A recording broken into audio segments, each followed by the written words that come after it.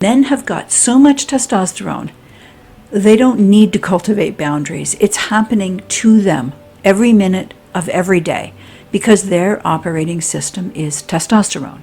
So, in order for his daughters to contrast to his son's masculinity, God only gave us the smallest bit of testosterone. Instead, he loaded our body up with estrogen. Our processing is the opposite system of everything that's collected and focused and linear. We think holistically, and that allows us to gather and process information from multiple sources simultaneously. We're not like the linear focus of men because we're tuned into every aspect of whatever environment we're in.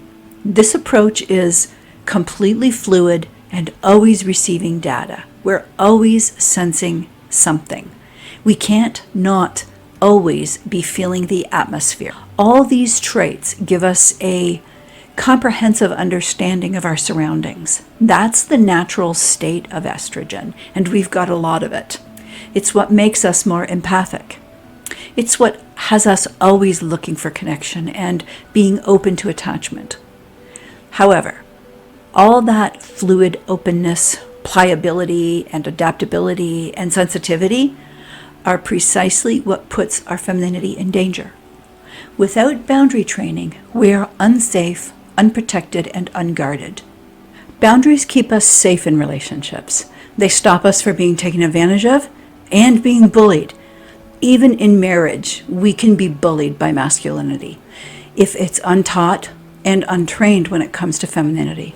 Without the boundary of taking responsibility, we risk becoming the gullible, naive woman from 2 Timothy 3, verse 6. With all that complexity going on inside of us, boundaries can become complicated, and even more so when you set them up as something that you're entitled to. Taking responsibility for them is not just how we honor God, although that would be enough, but by taking ownership of all the features of your femininity, that's how you can streamline them into that one straightforward and transparent boundary called stewardship. As I wrap up this video, there's one more thing that I want you to consider about the two different perspectives. When we approach boundaries as rights, we're basing that in fear, and that's why you have to have so many of them. When you approach boundaries as your right, they're a defensive state. This is what fear-based boundaries might sound like. I have the right to my own needs and feelings and to have them be as important as anyone else's. I have the right to be treated with dignity and respect by everyone I come into contact with. I have the right to change myself, my behaviors, my values, and my life situation. Remember, I'm not saying they aren't true. I'm saying that as a believer, unless you've factored God into the paradigm, the motive will be wrong because they're based in fear. Without God, boundaries can only begin and end with you. That's why the world sees them as rights that need to be defended.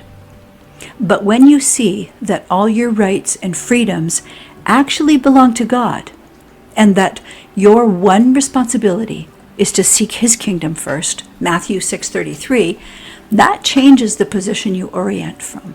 Then, boundaries become a responsibility that's based in love. They're a response to God that another person gets to experience from the effect of your relationship with Him. It's not about seeking whiffery first. Marriage is a temporary representation.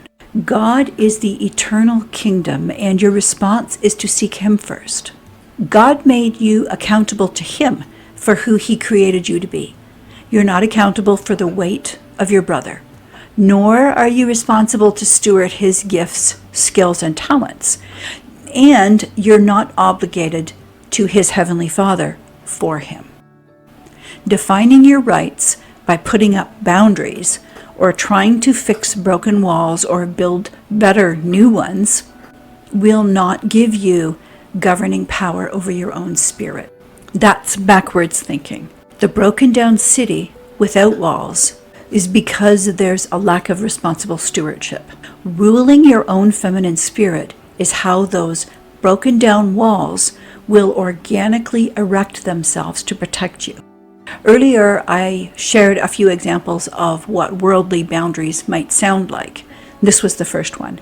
I have the right to my own needs and feelings and have them be as important as anyone else's.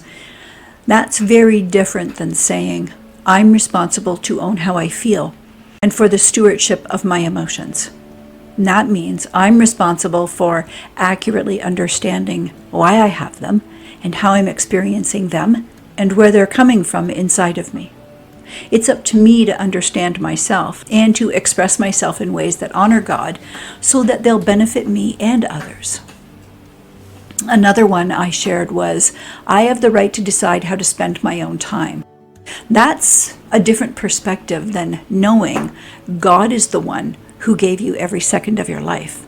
And when you're seeking His kingdom first, your perspective will sound like, I have the responsibility to steward the time that He has given me. It doesn't belong to me. I said we'd get back to the pain indicators, and here we are. In all those examples I shared with you earlier, those feelings of being exhausted and drained, frustrated, anxious and insecure, confused and lonely, that's the pain that shows us that we're collapsing in on ourselves instead of stewarding the talents that God has given us.